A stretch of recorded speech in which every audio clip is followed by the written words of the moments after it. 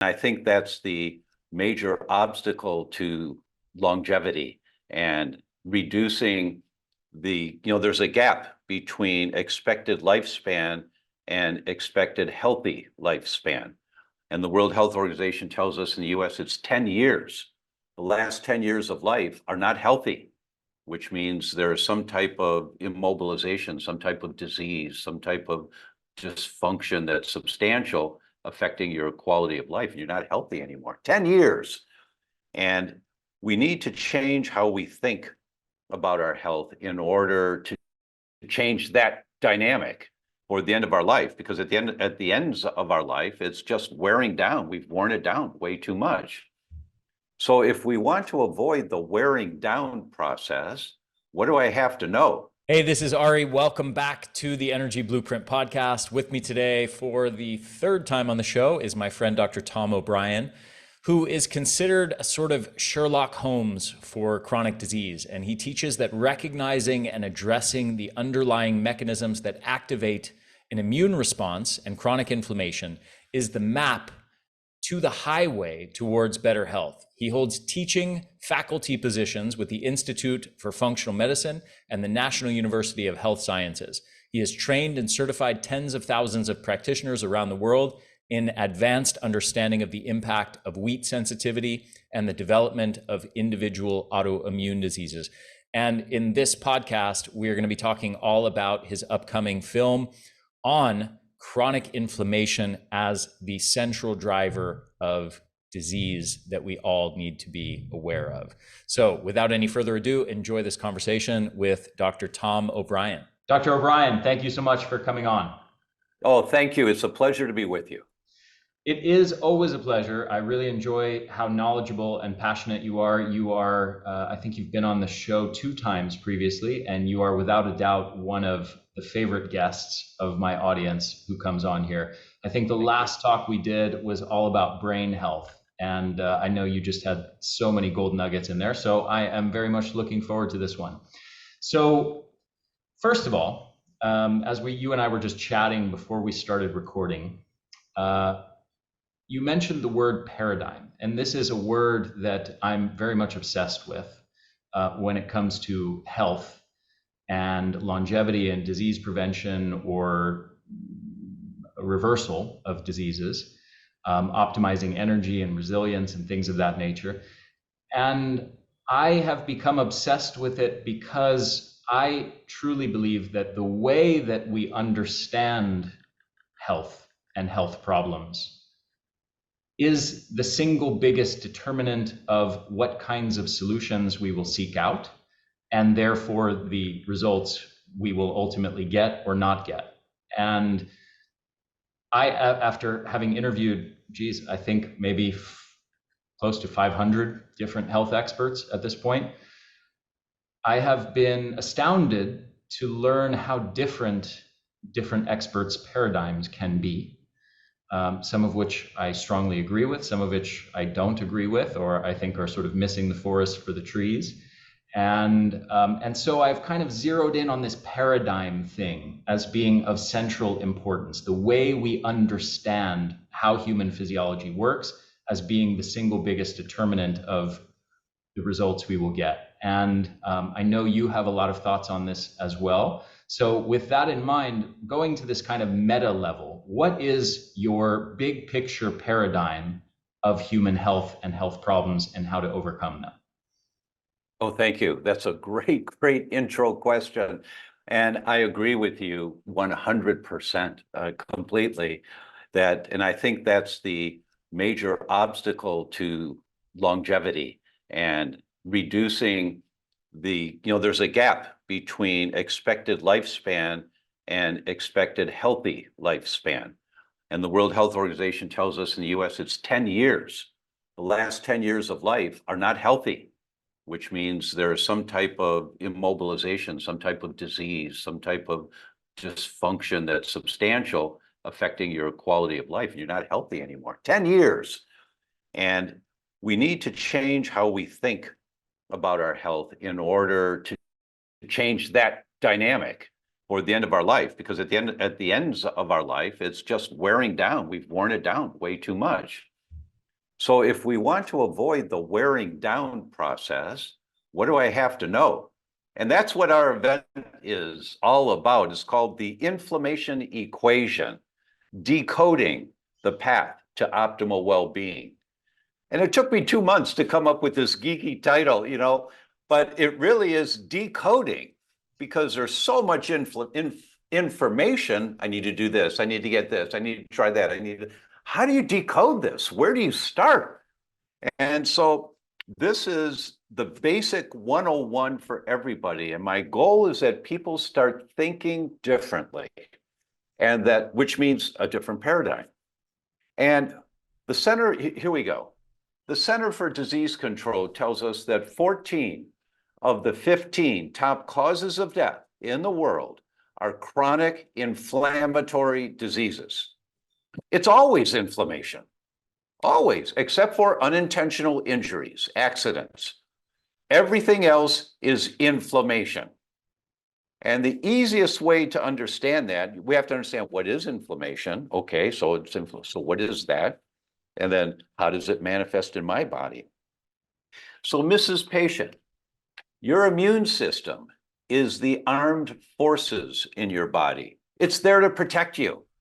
There's an Army, a Navy, an Air Force, a Marines, a Coast Guard. We call them IgA, IgG, IgE, IgM, cytokines.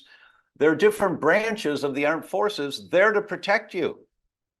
So inflammation is not bad for you.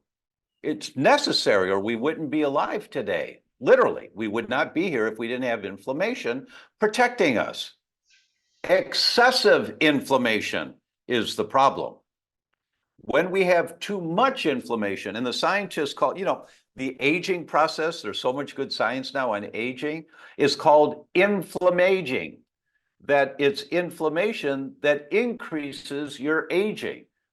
The difference between your biological age, how many years you've been on the planet, and your chronological age, how many years you've been on the planet, and your biological age, what age you function at, that difference controlled by the amount of inflammation you have. That's why they call it inflammaging.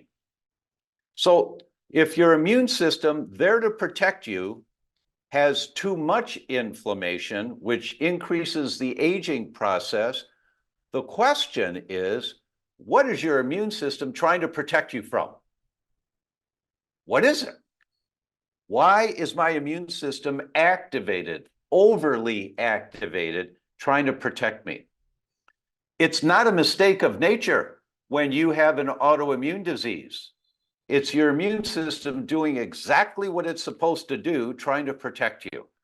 So the question is, what is it trying to protect you from? So just go online and type in rheumatoid arthritis and parasites. Here come all the studies of the association of parasitic infections with rheumatoid arthritis. And when you get rid of the parasitic infection, all of your symptoms, the antibodies attacking your own cells, go down. I mean, there are so many examples, Hashimoto's thyroid disease, it doesn't matter what the disease is. The question is, why is my immune system activated trying to protect me? And when you understand that question, it becomes the paradigm. Why does my son have a diagnosis of attention deficit and they want me to give him Ritalin or Adderall? It's always inflammation, always, without question. So what is my son's immune system trying to protect him from? Is it mercury or lead, heavy metals? Is it a food sensitivity? Just Google gluten and attention deficit. And here come the studies. And you get gluten out of the diet, and in a couple of weeks, the teachers call and say that new medication your son is on is really working. He's great in school. And the parent says, well, we're not giving him any medication. We changed his diet. We took gluten out. So where is the trigger that's activating the immune response? That's a basic 101 question that no scientist can argue with. We always have to include that when we're looking at trying to be healthier. Okay. So if I understand correctly, so we could see this as kind of a homeostatic model of human health, or an allostatic model of human health, where essentially the body is in sort of health homeostasis, and to the extent we have environmental triggers acting on us, whether it's environmental toxicants or pathogens or mold or diet or psychological stress or any number of things like that, is the extent to which our body is overwhelmed and under attack, and it's triggering an immune response and inflammation. And that inflammation, when it is chronically active or overactive, becomes a source of damage to our tissues and our cells. Is that accurate? That is exactly right. Okay. That's exactly what it is, Ari. Okay. And David Furman, who's at Stanford and at the Buck Institute, he has the contract with NASA to figure out why our astronauts are aging so quickly in space. And they figured it out a couple of years ago. It's always inflammation. You know, and there was this thing where the astronauts would, hello, Houston, this is the shuttle, and blah, blah, blah, you know, it says whatever they say. And at Houston, they'd look at each other and say, what did he just say? And they'd say, hello, shuttle, can you repeat that, please? And he'd say the same. And they said, what's wrong with it? His thinking is off. Now, they never tell the press about this, but they saw something was wrong. Their brains weren't functioning properly. And it was the amount of toxins in the air inside the shuttle. Mm-hmm. It's the phthalates. It was the phthalates. And so NASA financed the studies to look at houseplants and how houseplants absorb over 74% of the toxins in the air in a 24-hour period. And you go to my website, thedr.com/plant, and download the handout from NASA that shows you the pictures of the plants and which chemicals they absorb. Because the nightstand next to your bed, if it's not solid wood, it's pressboard. Pressboard is soaked in formaldehyde and it outgasses for years, minute amounts. The sheets that you're using and the blankets that you're using, if they're not organic, they're soaked in flame retardant chemicals that outgas for years, these minute amount of toxins that we're breathing every single day. Houseplants absorb all of that. And they showed that 2 6-inch houseplants in a 10 by 10 room absorb 74% of the toxins in the air in that room in a 24-hour period. So, you know, this is not crying wolf and leaving us lost and alone. No, look, here's what you can do. Here's the tests that will help you. Go back to your doctor. Go back to your healthcare practitioner and say, hey, can we do a test on my oral microbiome? Because I just learned that I swallow a liter a day of saliva, and that's inoculating my gut. And you said I've got all these gut problems, but what about if it's all starting in my mouth? So is there a way that we can test the microbiome? I want people thinking these simple, basic concepts of where are the environmental triggers coming from that are activating your immune system, trying to protect you, just trying to protect you, not gone crazy. Where are these environmental triggers coming from? Can I nitpick just slightly and a little please. bit play devil's advocate? And it's not that we actually have a disagreement underneath this. It's more, I just think this would be an interesting line of questioning. Just as an example, to simplify a lot of the complexity out of this, if someone takes a hammer and, let's say, smashes their toe every day with a hammer, to what extent would it be appropriate? Well, first of all, in response to that, there would be lots of inflammation in that damaged tissue. Yes. To what extent do we think it would be correct to say the inflammation is the problem versus the hitting your foot with a hammer is the problem? Oh, that's a really good question. And it's very easy, the answer. Inflammation is not the problem. Inflammation is the response. Mm-hmm. What's the trigger? What's the trigger? It says you have to. Exactly. Yeah, very good question there. So to some extent, in a way, inflammation, chronic inflammation is problematic, but it almost, I think it can be almost like blaming the messenger. Somebody delivers bad news and now you're mad at the messenger, you know, that's a really good point. That bad news. We're blaming the physiological, biochemical correlates of the actual root cause of the problem.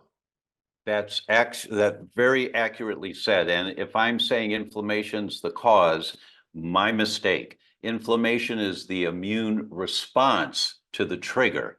We have to identify the trigger. I mean, Jeff Bland, the founder of functional medicine, when he told us negative thoughts activate inflammation just as much as exposure to viruses or bacteria. It's like, what? What? It's not the inflammation, it's the negative thoughts, or it's the relationship with that person. I mean, we have to do a reality check as to why is my immune system trying to protect me. That's the Exactly. message here. That's Yeah. the message. Yeah, exactly. So the list of different factors that can be inducing this chronic state of inflammation are everything, as you've sort of listed out in passing here, from psychological factors, stressful negative thoughts, to environmental toxicants, to pathogens, and what else? Oh, there are some big boys. There are some big kahunas, that it's a checklist. And the most common source of environmental triggers is what's on the end of your fork. That's most common. That's why in the world of wheat-related disorders, you get such dramatic results. Professor Yehuda Schonfeld, when I interviewed him in Rome in December, shared the stage together, and then I interviewed him afterwards. Is he the vaccinologist? He's written some textbooks Yes. on vaccines. Yeah, I've read Yeah. some. He's the godfather of autoimmunity. His immunology department at Tel Aviv University is world famous in training medical doctors for their PhDs in immunology. And when I interviewed him, 26 of those PhD MDs, there are many, many more, but 26 chair departments of immunology in med schools and hospitals around the world. They're his students. This is the godfather. And when I interviewed him in December, he made a comment that just really got me thinking. And I think this is one of the, when I see a study that's paradigm shifting for me, I tape it on the ceiling of my bedroom, and I go to bed at night and I'll say, oh yeah, yeah. And then sometimes in the middle of the night, I've got an idea, right? I'm giving myself permission to think outside the box. And I encourage every practitioner to do that in their own way, but give yourself permission to think a little more about this. So Schoenfeld said, we are born 99% human, which is accurate. There's a little bit of bacteria in the guts of a newborn before coming down the vaginal canal in a natural childbirth, where they get inoculated quite a bit. But they get a little bit of bacteria while they're in utero. We're born 99% human, and we die 90% microbial. Wow. So Ari, you tell me, I can say this to you. I mean, this is the kind of conversation I have with fellow staff at IFM over dinner. Usually it's the second bottle of wine, but are we humans with a lot of bacteria, or are we bacteria having a human experience? There's So there's there's 10 times more of them than us. well, And is that a gradual and a sort of slow and steady process, or I would wonder if it's greatly accelerated towards the end of one's life, when one's immune capacity to fend off microbes sort of declines massively, and then the microbes start to really sort of go everywhere and infect. We used to think so much of our internal organs were sterile. Now we know that bacteria are sort of everywhere in there. I wonder if they really sort of take hold towards the end of human life as our capacity to fend that's them a off. really good question. Yeah. And I had that conversation with Professor Schoenfeld. Uh-huh. And a child's microbiome is pretty much determined by the age of 3. You've got about 3 years to really set the base for them. Our son, unfortunately, was a traumatic emergency C-section birth. And we had planned this beautiful home birth, water birth and all that, but it didn't happen. There was a trauma. But I was lucky enough to, when my wife's water broke, I captured some of the fluid. And I sent it to a lab in Denmark. So I knew what the environment was of the amniotic fluid that he was growing and developing in. And then I captured his first bowel movement. And I knew what the environment of his gut was from being born in an emergency C-section operating room.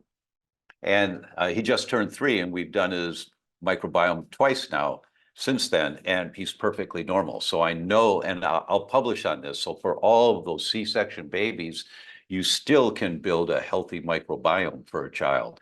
Here's how you do it, right?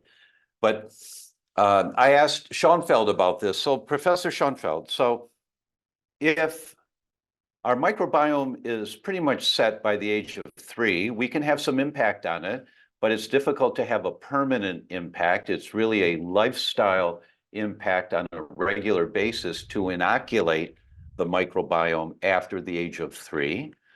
So is it that the dance of life, really our dance of life, is the interaction between the microbiome and our human cells? Is that really the inner dance of life? And he got this smile on his face. Not many ask that question, Tom, but that's exactly what the dance of life is, right? It's like, how do we interact with the bacteria in our guts? Then he told me 36% of all of the small molecules in the healthy blood are the metabolites of the microbiome. They are the messengers that get into the bloodstream, and your bloodstream's just a highway. You know, there's lots of traffic on the highway. It's all going the same direction, but it's just a highway. Metabolites of the microbiome, we call them short chain fatty acids, nucleic acids. It's the metabolites of the microbiome that are the messengers giving guidance and instruction to every function of your body. You know, we learned from Michael Gershon at Princeton back in 1999, and he wrote the book, The Second Brain. And he told us back then, for every one message from the brain going down telling the gut what to do, there are 9 messages from the gut going up telling the brain what to do. That your brain hormones, called neurotransmitters, the balance of those is completely controlled by the messages from the gut. So that's why, Mrs. Patient, if there's only one thing you're going to do to be healthy for you and your family, focus on building a healthy microbiome. Nothing is more important than these guys that are in charge. They're in charge. They're sending direction to the entire body. So it's that type of conversation that I had with scientists from around the world, you know, these paradigm shifting thoughts of what's really important. Where do we start? What's really important?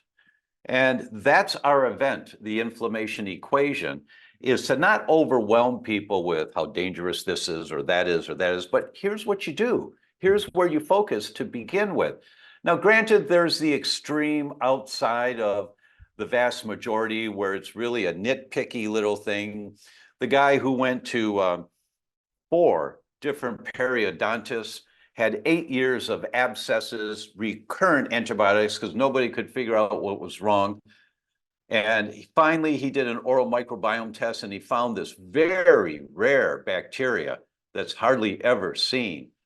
And that xylitol actually will not allow that bacteria to reproduce.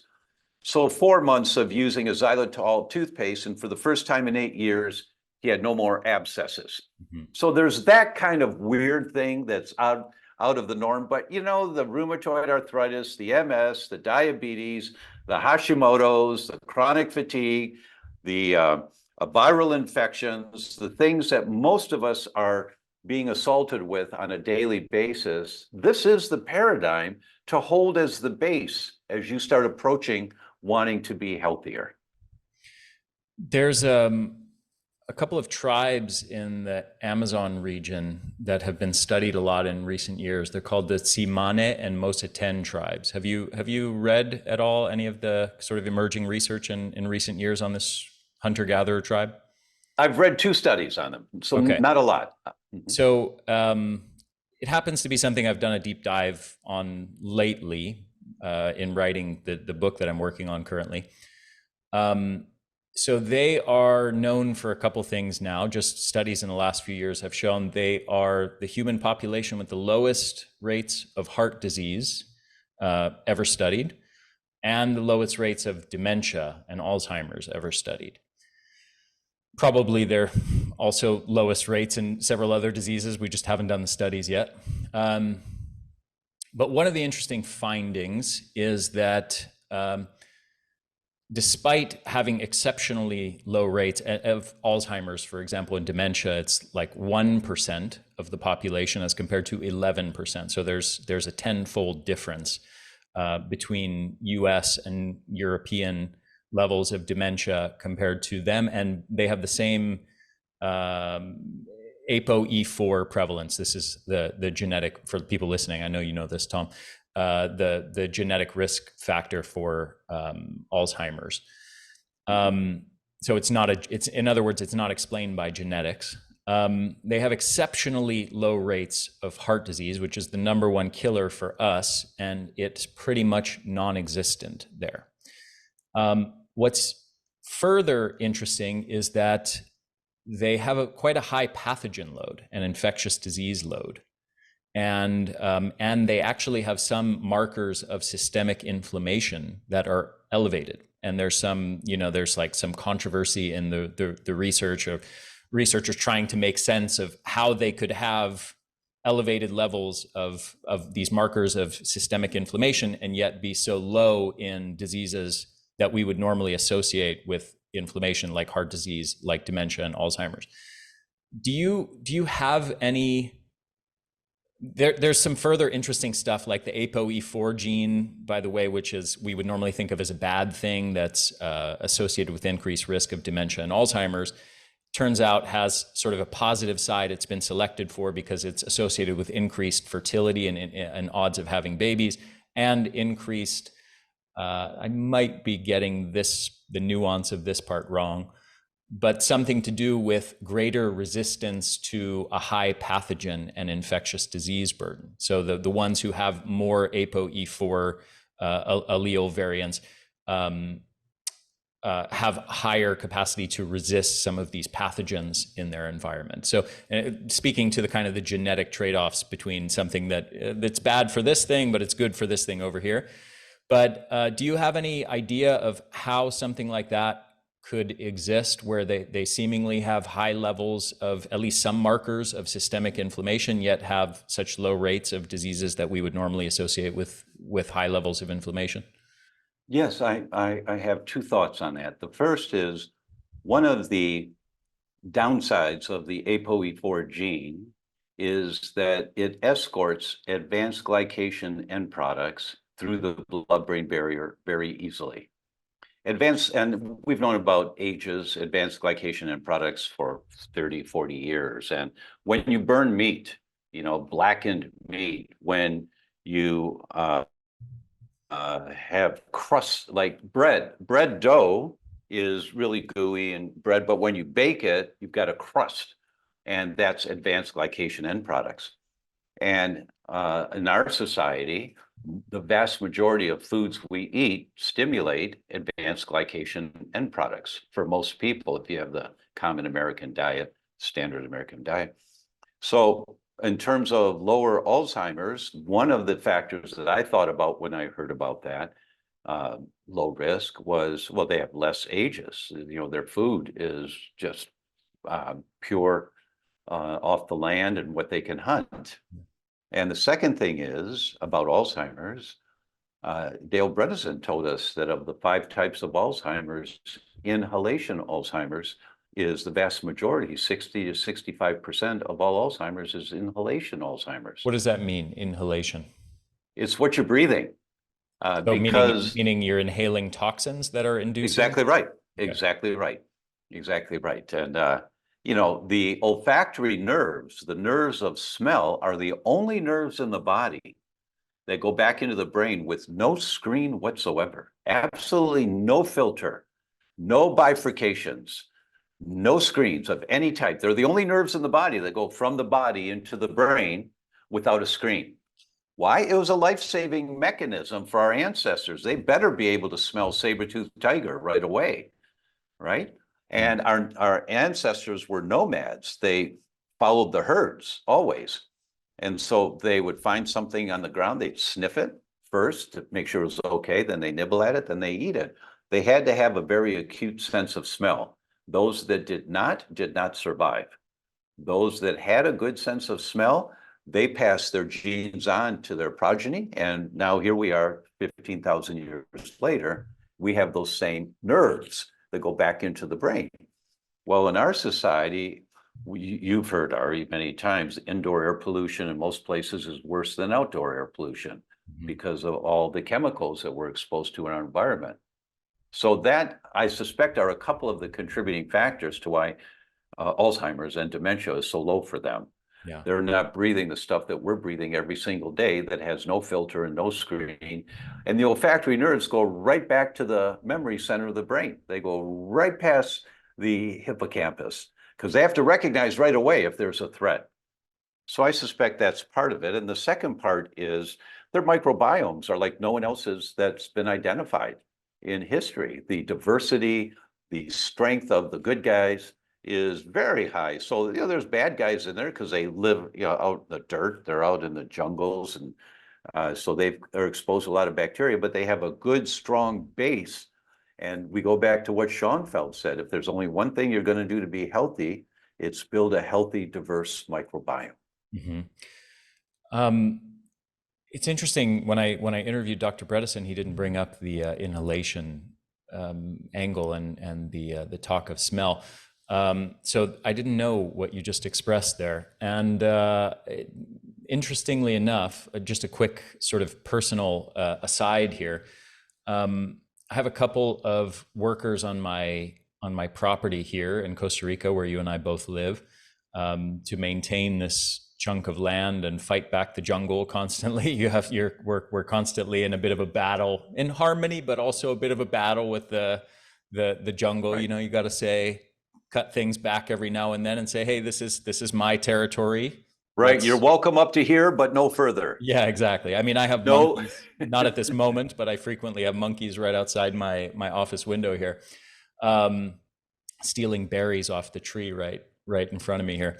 Ours go after the papaya leaves. Yeah. They break the leaves off the plant. They take 2 bites of the stem, then they throw the leaf on the ground. I think you're killing the trees, but you know what? Right.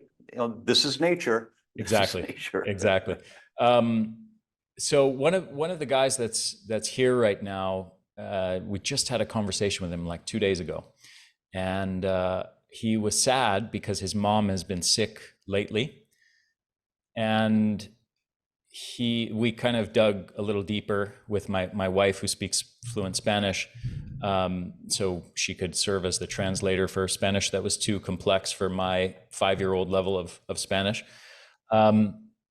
And she's been having chronic migraines, and then he's saying that she can't remember things very well. And so I had the thought of it could be early signs of dementia. And we dug deeper. She's got some issues with she's overweight, she's diabetic, things like that. She doesn't exercise.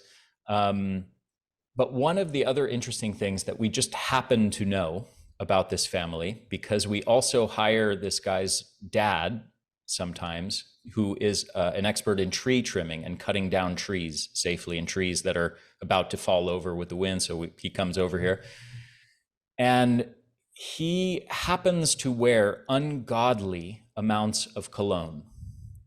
I mean, to the point where I can smell him when I'm 200 feet away. Like when he's at my gate, I can smell him at the front door of my house. I'm not exaggerating, probably 200 feet away. That's how strong the cologne smell is. If I shake his hand or even do so much as a fist bump, I have the cologne smell on me, and I can wash my hands 10 times. It won't come off. It will be on me for hours. Mm-hmm. And anyway, that's this woman's husband. And it just made, given what you just said, that her husband, and she's in her late 50s, I think, not particularly old, happens to wear the most cologne of any human being I've ever encountered in my life. I wonder if that might be related, given we know there's some nasty compounds in those artificial colognes. You know, Ari, that is exactly the kind of thinking we are hoping we can guide all of our attendees into doing. Is I wonder if this environmental trigger may be the cause of my immune system creating inflammation, or is it that environmental trigger? That's exactly it, right on the money. Yeah. That I'm hoping everyone will speak or think that way in the future. And it's a skill that you develop over time. You know, you don't get it right away, but if it just makes sense to you, it becomes a primary in how we think. You know, if you're our son, he got peed on by monkeys. You know, he was on the ATV with our nanny, and they stopped to look at the monkeys, and one of them climbed on the tree right above them, and he peed on our son. So she comes home, and he smelled really bad, right? And so immediately in the shower and some biocidin right away. But 3, 4 days later, he had these little bumps that came across his nose, and you know he was happy and everything. But wait a minute, what's that? That's not supposed to be there. I've never seen that before. I wonder what that is. But I realized right away, oh yeah, the monkey pee. All right, so then I started an anti-parasitic protocol for him right away, and the bumps were gone in about 4 or 5 days, and there's been no other signs. So what's the trigger? When something is out of norm, what's the trigger? Where is it coming from? And I'm giving you a minor example. Yours is a much larger impact, obvious to see kind of thing when you think that way. But that's the way we hope everyone will think, Yeah. begin thinking after they've attended this event. Tom, we've gone down a couple of digressions here. I want to ask you, what do we need to talk about that we haven't yet talked about before we wrap the podcast up? Where should we go from here? We're good. I mean, I think we're representing the main message is if you want to be healthier, if you don't want to have that, even if you're healthy now in your own mind, I can guarantee you you're not. In our brain discussion we had last time, I talked about the test, the NeuroZoomer Plus, and how that is the most accurate marker of excessive inflammation in your brain. And you know, when you do that test, you say, wow, my brain's on fire. Well, what does that mean? Well, you're out of the normal range of inflammation in your brain, which means that you're killing off brain cells. By definition, you're killing off brain cells. Well, what does that mean? It means you're at risk of not having enough brain tissue, functioning brain tissue in your senior years. Is there a history of dementia in your family? Well, yes, my grandmother and my uncle. In other words, what we want people to be thinking about the markers of inflammation. How do I look for this stuff? How do I explore where it's coming from? Inflammation is not bad for you. Excessive inflammation is bad for you. And we all have fallen prey to our immune systems trying to protect us because of the toxicity of this world that we're living in today. Let me ask you this. I almost want to wrap up on that because it was such a nice note, but I have maybe one or two more questions for you. We were chatting about paradigm to start this discussion. And let's say, just to introduce, so we talked about kind of your paradigm, which to a large degree I share, a homeostatic or allostatic load model of health. Let's contrast it with like a conventional medical paradigm, which for the most part is a paradigm that seeks to understand the diseases that afflict us by essentially looking at the physiological correlates and biochemical correlates of that condition at the smallest scale, which we generally view from that paradigm as the causes of the condition. So as an example, if we look inside the brain of someone who's depressed and see a particular neurotransmitter imbalance, such as low serotonin or something to that effect, we'd say, oh, it's the chemical imbalance causing the depression. If we see somebody with plaques in their arteries, we'll say, oh, this plaque seems to be getting deposited here. High LDL levels seem to be a factor that's causing this, high levels of inflammation. We see in the brains of people with dementia and Alzheimer's, we'll study that and see these plaques and tangles and misfolded proteins and tau proteins and amyloid plaques and things like that. And we'll say, and once we have the micro level sort of phenomena of the physiology of the disease state, what we generally do from that paradigm is say, let's go into a chemistry lab and synthesize some chemicals, make some man-made chemicals that are uniquely targeted for these specific mechanisms in the body, something that interrupts the serotonin reuptake in the brain to boost serotonin levels, or something that blocks our LDL from going as high, something that lowers the LDL, something that lowers our blood pressure, something that is a chemical that interrupts some of the enzyme in the process of the formation of amyloid plaques. So it's sort of a biochemistry-centric paradigm of health that seeks out synthetic chemicals to interrupt what are perceived to be the disease process itself. With that in mind,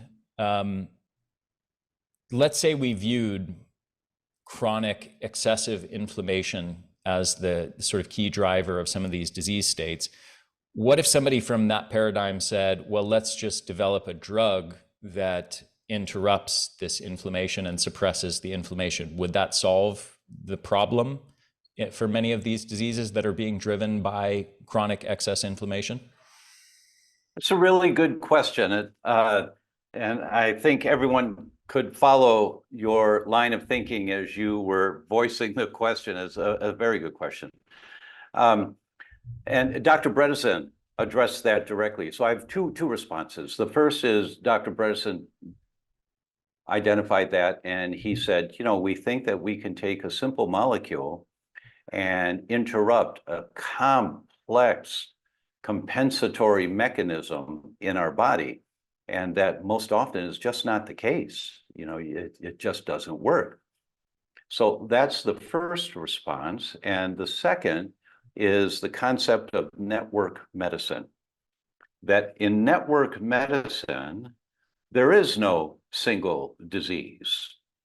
I've never met anyone who's diagnosed with an autoimmune disease that doesn't have autoimmunity attacking other tissue at the same time. The doctors just don't check for anything else. But when you screen looking for other tissue antibodies, they're always there.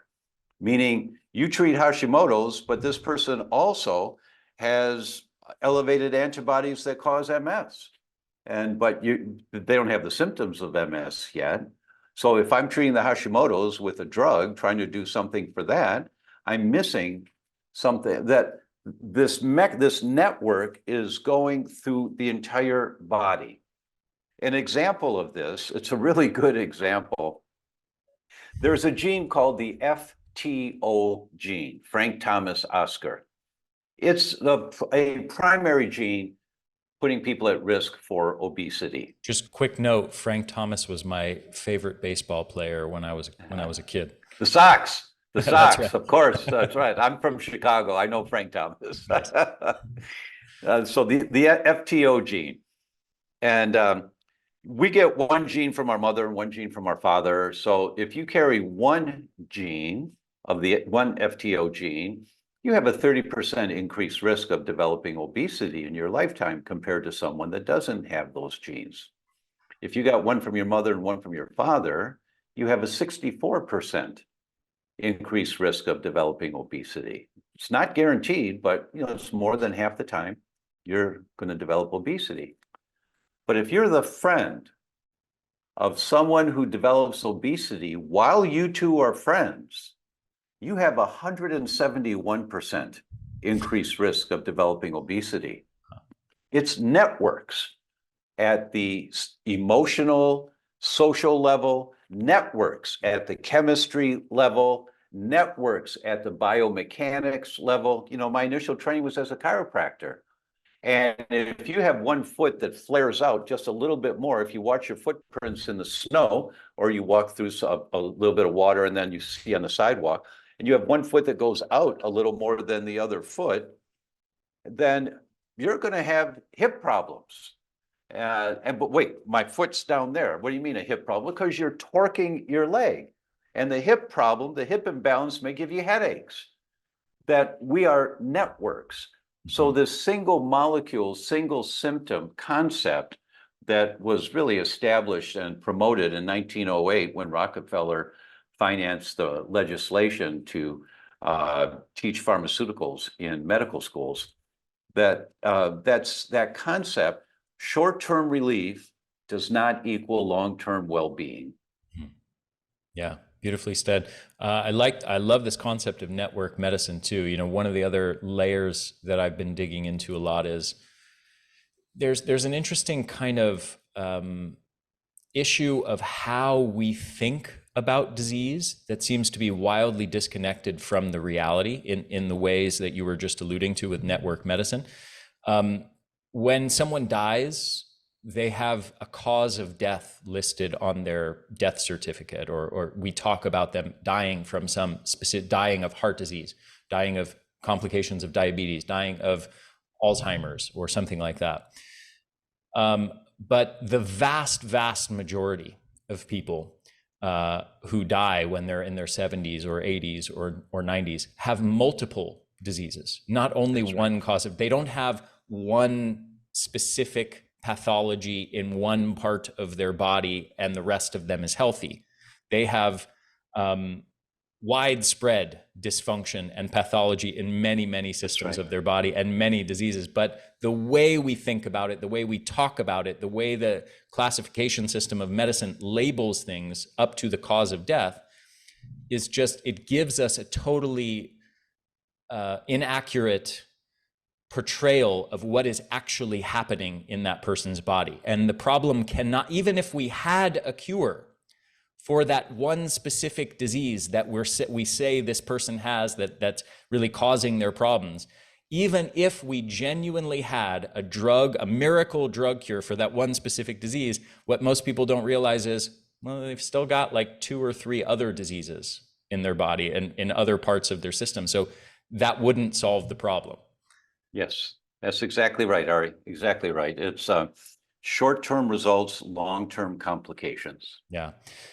Tom, is there anything you want to say to wrap up here? And just know about the documentary as well. Yeah, thank you. The website is theinflammationequation.com/Ari, right? And you register there, and the trailer is 6 minutes long. You'll see Terry Walls, Dr. Terry Walls, the incredible woman who reversed her own MS. Yeah, I've had her on the podcast. Yeah. You'll see her in tears in the trailer, because she talks about who knows how much healing is possible. When you look at where is it coming from? What are the triggers that my immune system trying to protect me is responding to? And you get rid of those triggers and you start feeling better. You start having better function. You start being more human, fully functional human. So I'm hoping that we've captured people's interest. And it's an hour a day for 8 days. You know, it's not going to be too long. And I'm hoping everyone will take a look and see if it resonates for them. Yeah, beautiful. Tom, it is always such a pleasure to chat with you. Thank you for coming back on the podcast. And I look forward to the next conversation. And I'm really excited to check out the documentary myself. Thank you so much. Thanks.